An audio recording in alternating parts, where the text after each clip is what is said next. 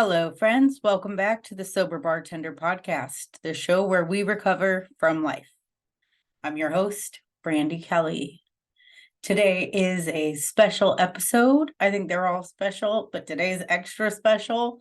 Today, if you are listening to this as of what's tomorrow? September 6th. I am 1,000 days sober. No drugs, no alcohol, no prescription drugs, no mind-altering substances other than nicotine and caffeine. That's freaking unbelievable. 1,000 days. And it started with one day. It was one day, and then it was just the next day, and the next day, and then a week, and then a month, and then a year, and then 2, and now I'm on my way to 3 years without a drink. And I kind of can't even remember what it was. I mean, I remember what it was like, but I can't picture myself in that situation. Like, who I am today does not identify with the me that lived that way.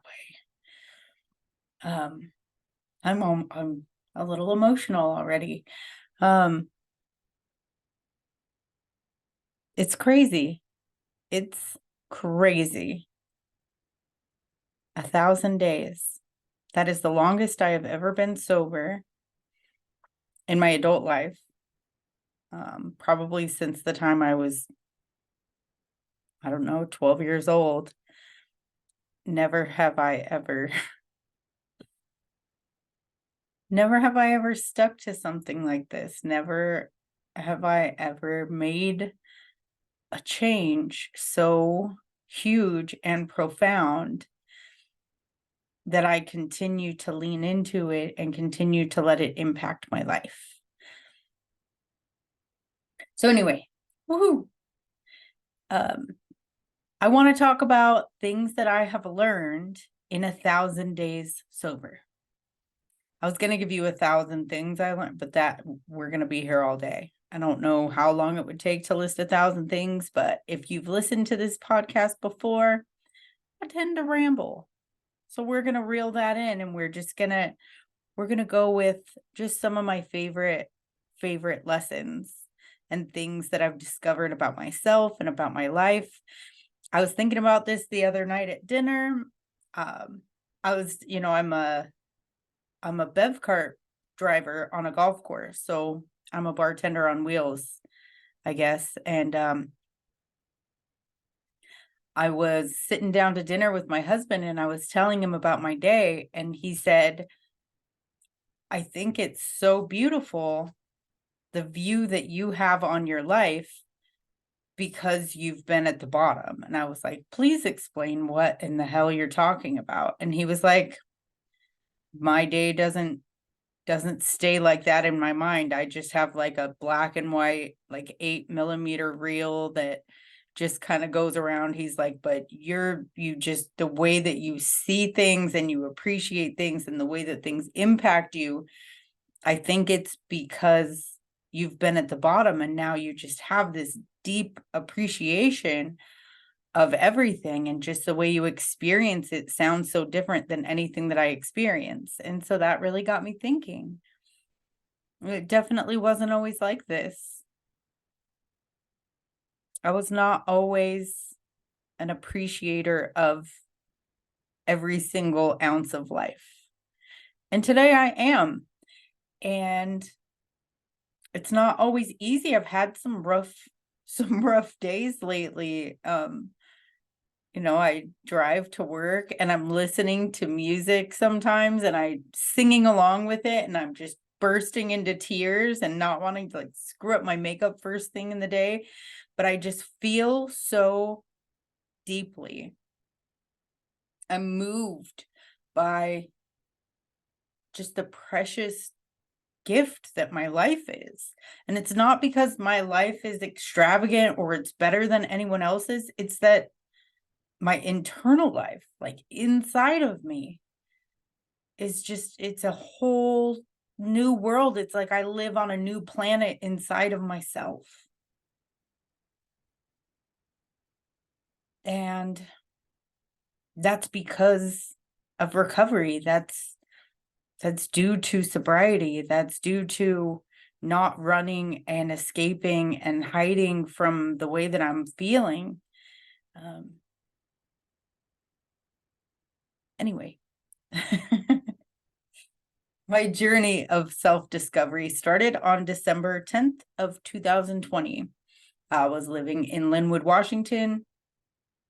I was newly married to a longtime friend, but someone I hadn't dated we dated for like 2 months. It was not a happy marriage. It was hopeful, and that's about it. But I was miserable. I was miserable enough to make a decision.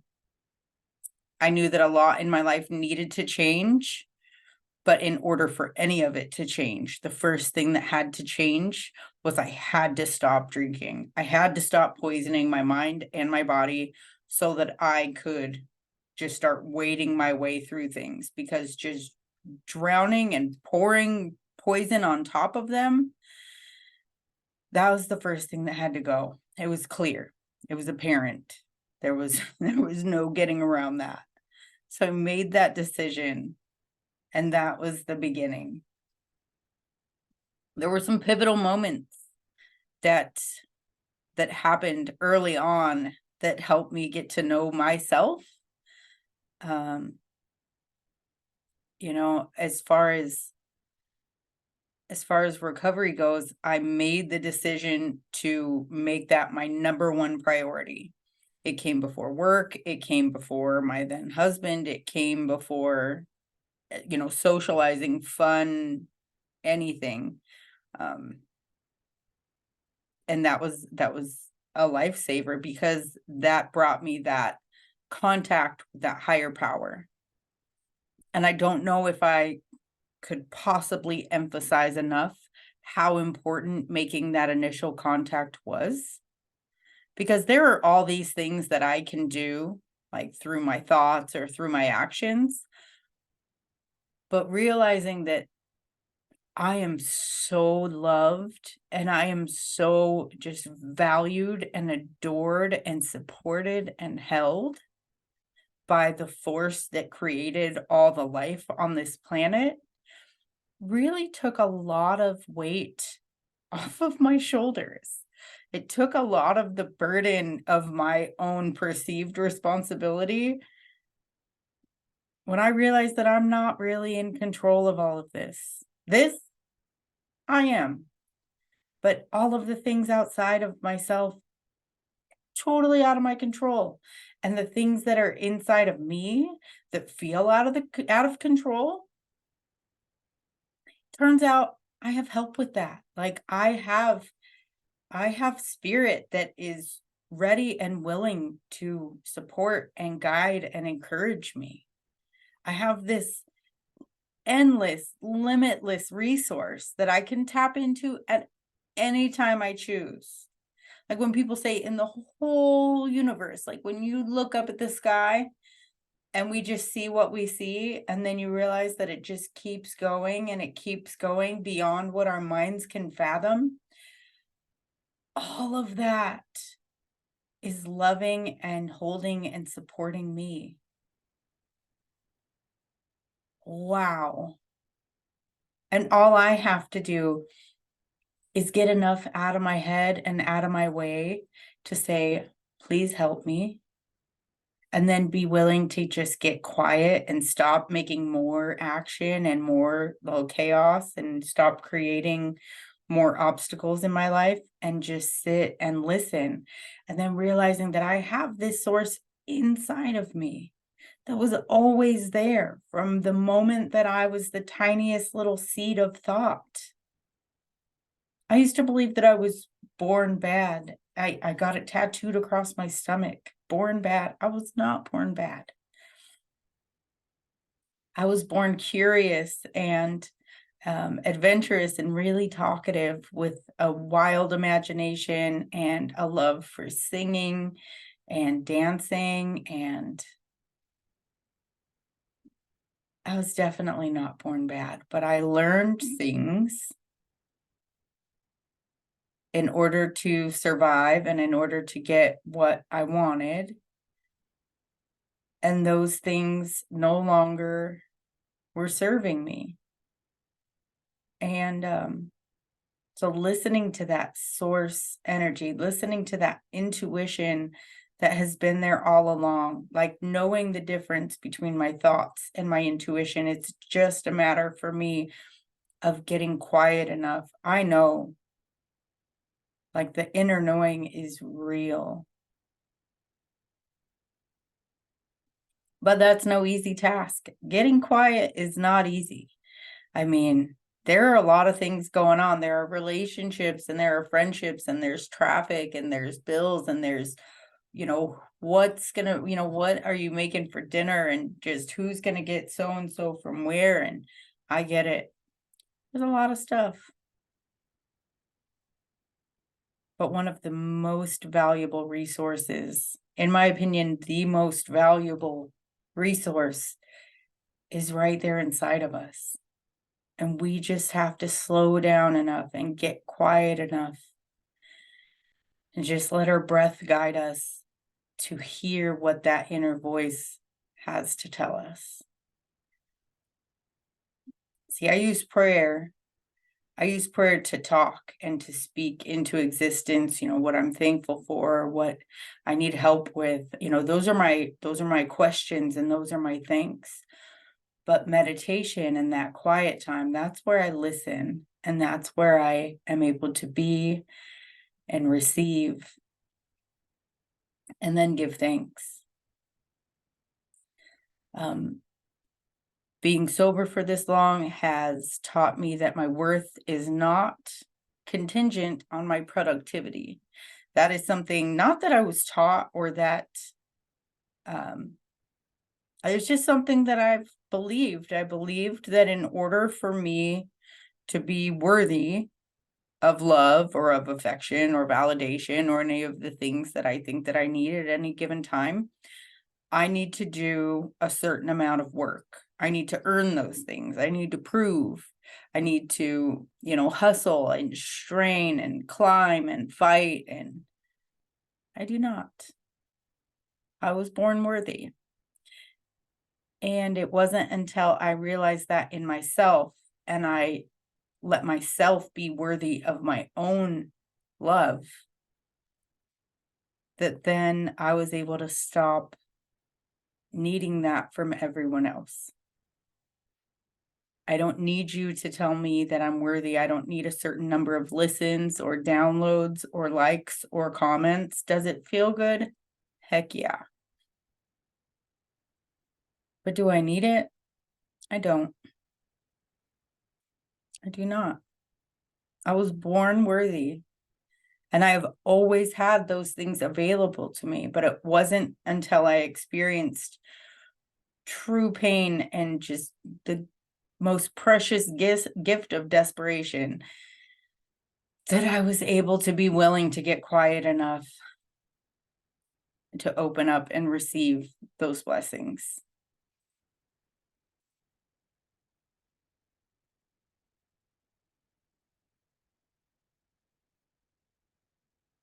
So in the beginning, I had a really hard time with the word no. I don't like hearing no. I don't really like saying no. And man, if you go through and you really take a close look at the timeline of my life and my choices, so much pain and suffering came from not wanting to say no. The discomfort of saying no it opened me up to so much more pain than just that discomfort of letting someone else down or disappointing someone or not thinking that I was worthy of work or relationships or, someone's time or attention or appreciation because I wasn't willing to do when people ask a question, I think they want a genuine answer. Some people do ask you a question and they just are asking because they think they know that you're going to say yes. But when I ask someone something, it's because I want to know how they actually feel. Like, hey, can I come over and swim in your pool? I don't want you to just tell me yes because you think that's what I want to hear, and then I'm over there swimming in your pool because you felt bad to tell me no, but you don't actually want me there. Like, that's not actually kindness. That's not actually compassion. That's not actually friendship. Friendship is being willing to say no and still caring about that person, and that person being able to receive your true answer and being like, okay, that's where we're at. And then moving on. So I had to learn how to say no because I got divorced at 2 months sober. And then I still lived with that person. And, I was making recovery my top priority. My biggest priority was just getting to meetings, doing steps, doing service, just anything besides sitting home and creating more chaos and destruction in my mind and in my world.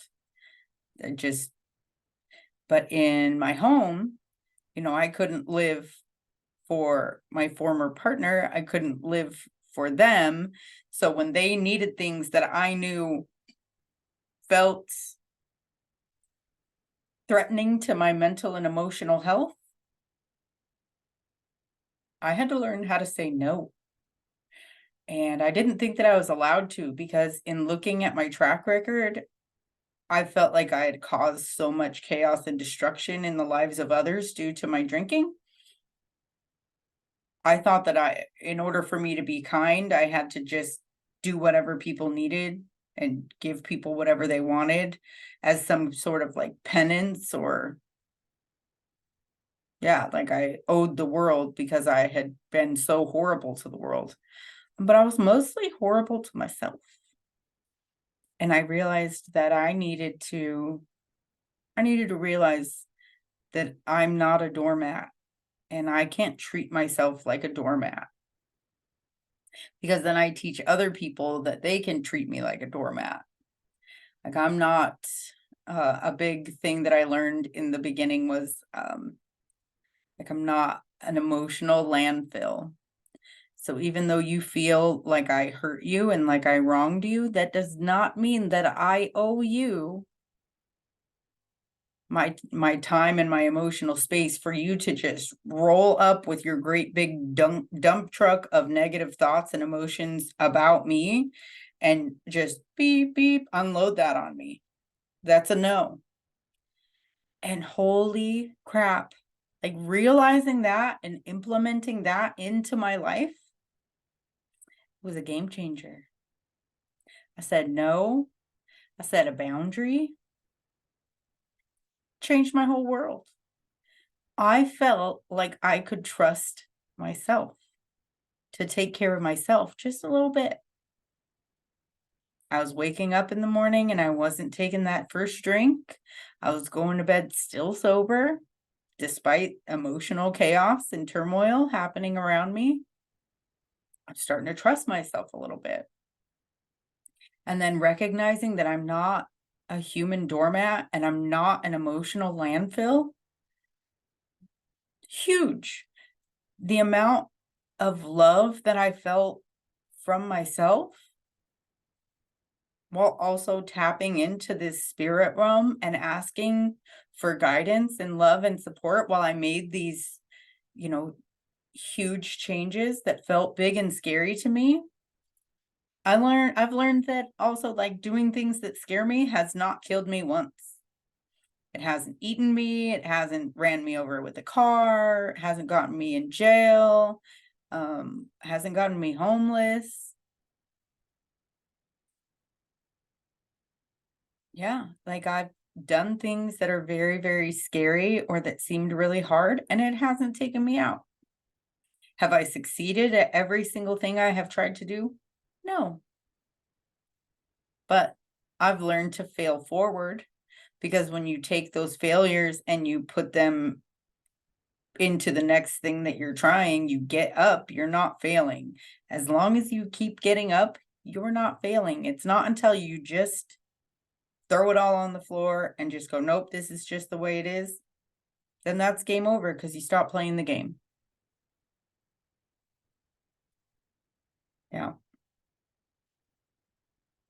I embraced kindness as a coping mechanism. So when I feel uncomfortable or anxious or worked up or out of control, I feel like a situation is out of control, I'm not quick to, I'm not the kindest responder, or I kind of lash out in an aggressive way in tense times. I get really defensive, I get really snappy. And I learned that it felt a lot better to respond with kindness. And that wasn't always received well either, because it felt condescending, but I really did do my best to care about where other people were coming from, but care where I was coming from more. When I would say, I'm sorry that that's what you're experiencing, but unfortunately, I'm in a space where I can't receive what you're experiencing either. So it sucks that that's where you're at, but where I'm at isn't going to meet you where you're at. And yeah, it was a different kind of survival mode. Yeah, I embraced the work. I stopped thinking about what people wanted to see in the work, and I really just dove into it. And I felt like I was doing it different than other people, and I did not care. I didn't compare. Comparison is the thief of joy. Comparing your progress, comparing your bottom, comparing your recovery, comparing how many DUIs you got. I mean, none of it matters. None of it is a gauge for where you're at, because your experience is not mine and mine is not yours. We're not starting at the same place, and we don't need to finish at the same place. The point is just that we're recovering ourselves. So our recovery can't look the same, right? I hear so many people, just comparing their time, and it's like, we may have similarities in the kind of drinkers we were, or in the experience that we had in different rooms and different recovery modalities.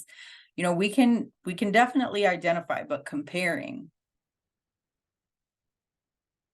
kind of leaves somebody feeling small or less or different, and we're not all that different.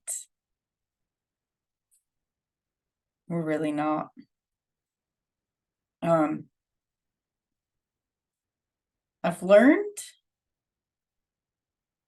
that support systems are absolutely essential. Identifying who your support system is and what their capacity is to support you. So if your best friend is your support system, it's like you need to know that your best friend is in like a place mentally and emotionally and physically to receive whatever it is that you're going through. Because if they're struggling too, y'all might both need a therapist. Y'all might both need to, go and talk to a professional or join a support group, or you know what I mean? Like, if somebody's cup is already full and it's not full of good things, you cannot they're not your emotional landfill either.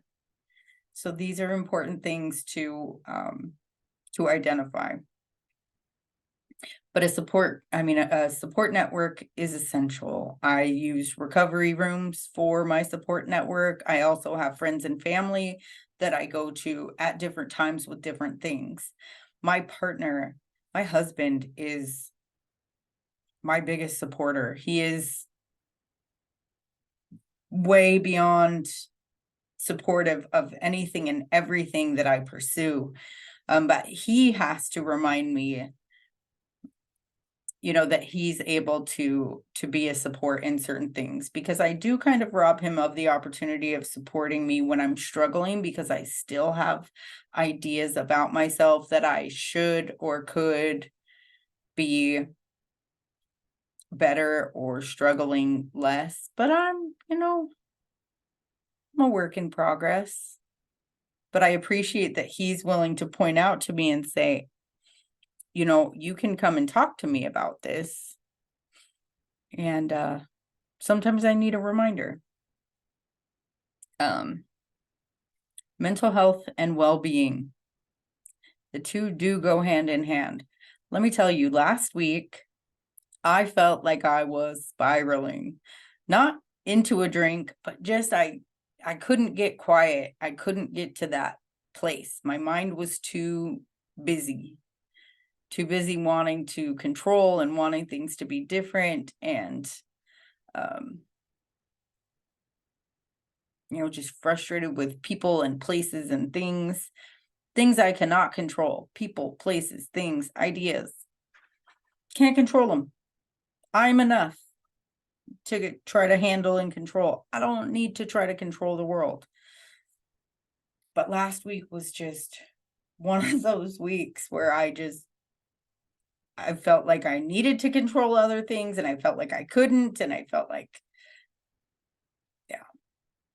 just feels like I'm on like this loop-de-loo, and it's just spiraling down out of control. And I turned to a lot of my tools and resources, and I just got quiet. And when I wanted to get up and I wanted to move around, I just stayed still. And just said, okay, it's okay if you want to get up, but we're not going to. And I told my body what I was planning to do with my mind. And then I was able to connect with spirit. Then I was able to connect with the voice that just said, like, all of these things are okay. None of these things need you to come in and take control of them.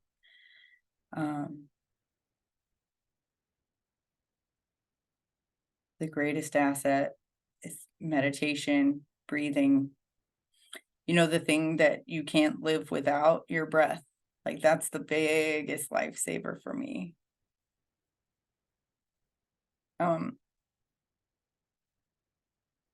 Gratitude is huge. Gratitude leads me to appreciation. I drive that bev cart around the golf course, and I'm racing with birds, and I'm talking to bunnies, and there's these little chipmunk things.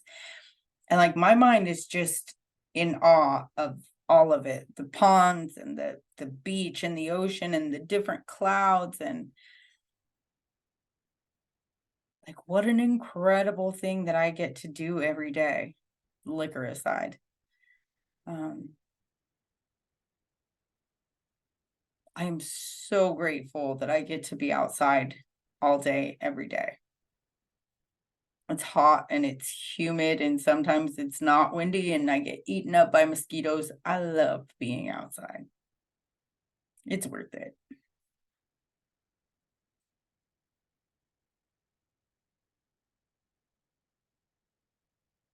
I've learned that I really don't enjoy bartending, and I've known that for quite a while. I've learned that there's probably some fear blocking me from diving all the way into coaching full time, and from starting my book. And I also know that there's nothing to be afraid of. If it doesn't go the way that I hope it goes, or that I want it to go, like, I know for a fact that God's plans for me are way bigger than anything that I can fathom. And so it's up to me to just kind of chase my joy and chase my purpose and my passion, and do my best to help others, because that is part of my purpose and my passion, is to help others. And I've had some good lessons in helping others as of late. I've learned that I can help people that want help. I've learned that sometimes my help is not helpful. I've tried to prevent consequences for people, knowing damn well that my consequences and my suffering and my misery were the things that brought me completely to my knees. And that gift of desperation is what got me where I am today, was letting things get so bad that I could not stand for them to continue anymore. And yeah, I've recently tried to rob someone of that because I didn't want them to hurt the way that I did. And I think maybe there were still parts of me that were wanting to be rescued. And so I had to set some boundaries and make some choices, but I also had to look inside of myself and say, what inside of me still thinks that it needs to save or be saved?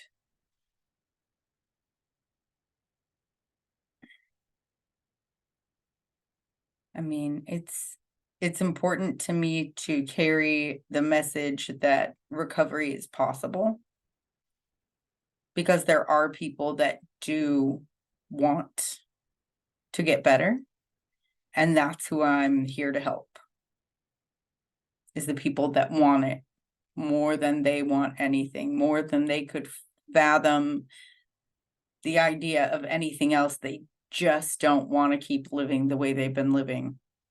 I'm here for you. You're my people.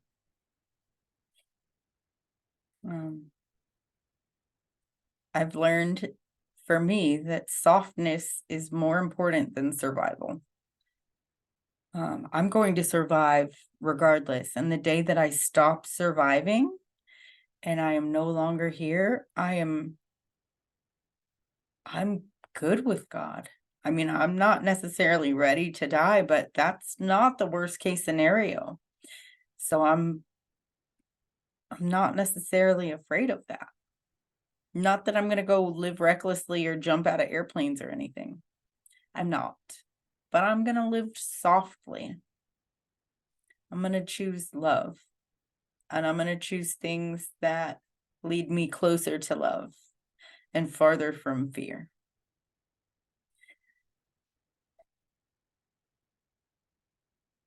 I've learned that alcohol, it has no place in my life.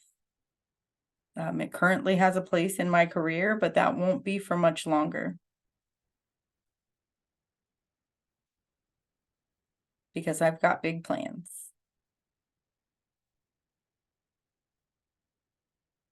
I've learned that there is no one right way to recover, but I've learned that it sure does help to not go it alone.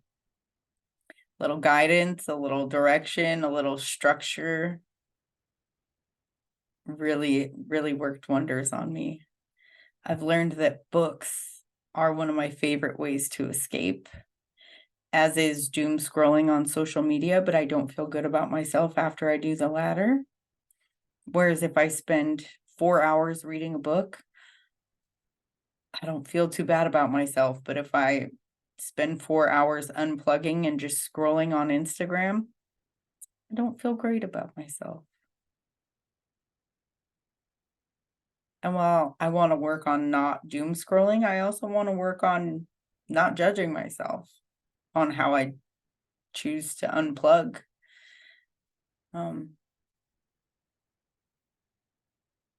I've learned that it's really important who you marry, who you date, who you spend your time with. I've learned that it's really important that you find someone that you are on the same team with. Because if you're not on the same team and you feel like you're playing on opposing teams, or you are going up against each other, it's not a peaceful way to live. It's not a happy way to live. Like, sharing your struggles, sharing your triumphs, figuring things out together, doing things together and for one another, but also having your own independent life. I have a life outside of my husband, and he has a life outside of me. We are two pillars that stand tall, that hold this life up together, and we share it all together. But he doesn't complete me, and I don't complete him, because I am a whole person that doesn't need fixing or saving. I don't have cracks that need to be plastered. I am not broken. I do not need to be fixed. And the same goes for him. It is not his job to make me happy, and it is not my job to make him happy. It is our job to recognize where we are at on the happiness scale and acknowledge that if we're not happy, do we want to do something about that? If we do, we can talk about it. And if you want to stay miserable for a bit, do you? Come talk to me when you want to come out of it. Sometimes I want to sit in my shit. Sometimes I want to feel that yuck for some reason. I've learned that pain is the touchstone of spiritual progress. Anytime something comes up and I'm feeling just, I'm holding on to something, or I'm just really going through it and I'm hurting really bad, there is a big spiritual lesson that is about to come flying at me. And yeah, the obstacle is the way. I grow through things. I don't get over things, and I don't get around things, and I don't avoid things. Going straight through them is the way to grow through them.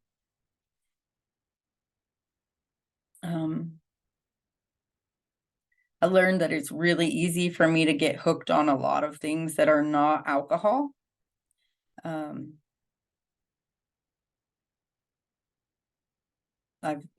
Like to escape and to distract, or to change how I think and feel. Caffeine, I can go from having 1 cup of coffee a day. If I throw in an extra coffee or two, next thing you know, like, I will be pounding coffee throughout every day and not feeling good about myself. Like I said, social media, sugar. If I give into a sugar craving, it does not stop there. I want to continue to binge on that sugar until I feel super uncomfortable.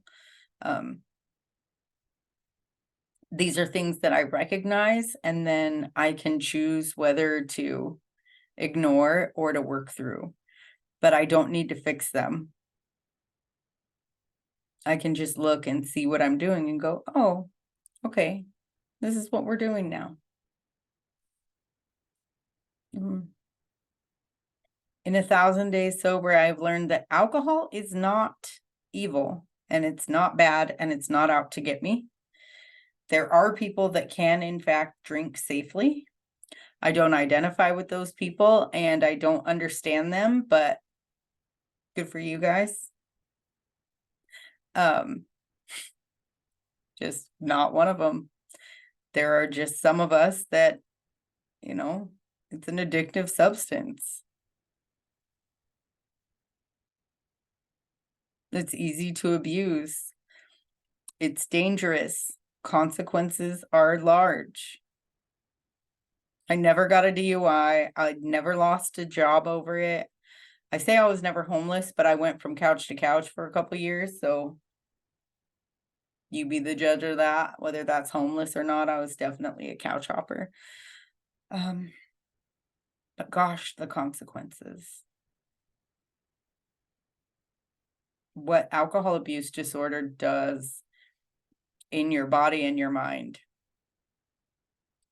There is not a relief or an escape in this world that is worth it for me to live with the consequences that came with my drinking. Not a thing. Not worth it. I've learned that I love podcasting, and I also still get super uncomfortable in front of the camera. I'm not an internet sensation. I'm not an influencer. I'm somebody who has a message, and I feel like it's too important to keep it to myself, and it's worth sharing. And I know that my voice is powerful, and I know that my message is powerful, and I'm not willing to keep it to myself.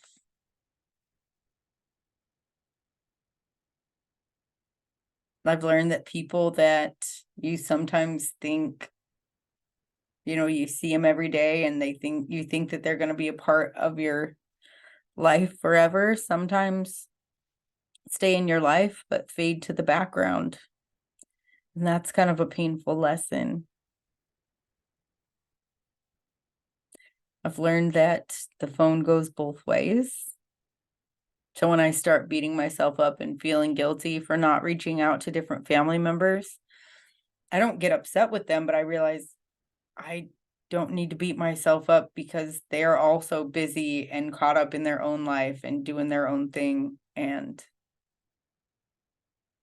that's okay. So it's not so much being upset about not hearing from other people, but I get upset with myself for not keeping in better touch. But then I realize that they're okay. And if they're not okay, they can definitely reach out, and vice versa.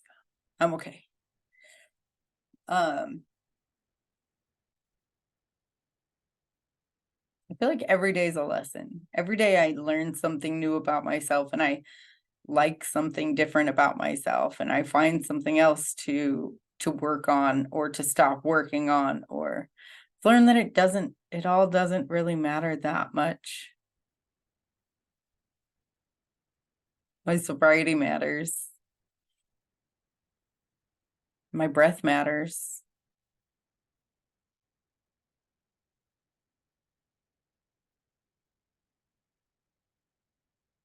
Oh, it's interesting. I'm proud of myself. And if you're on a similar journey, if you're on a similar path where you're making a decision to no longer engage in a behavior that is no longer serving you, I'm proud of you. This shit's not easy, but it's so worth it. I like who I'm finding underneath all of this. And I'm proud of her. And I think the me before all the trauma and all the pain and all the chaos, I think she would be pretty proud of who we've become.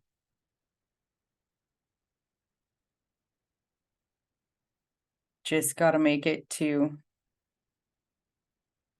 the end of the day without putting a drink or a drug in my body.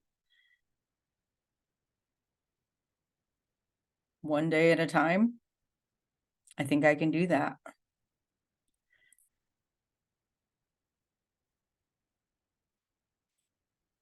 I want to thank you guys so much for listening and for celebrating my 1,000 days sober with me. If you're enjoying this podcast, if you're enjoying these videos, please take time to like, subscribe, follow, rate, review, comment, and please share. If there's anyone that you think might benefit from hearing this message, please share this with them. I put out new episodes, new videos every Wednesday at 5 a.m. Central. So please, if you're following, you'll get a notification. Otherwise, you can stay tuned on my Facebook, Brandy Kelly. We have a podcast Facebook page called The Sober Bartender. You can find me on Instagram at The Sober Bartender Podcast and on YouTube at The Sober Bartender. If you're struggling, I just want you to know that you are going to get through this. So please just don't give up. Please keep going. You matter, and I am so happy that you are alive.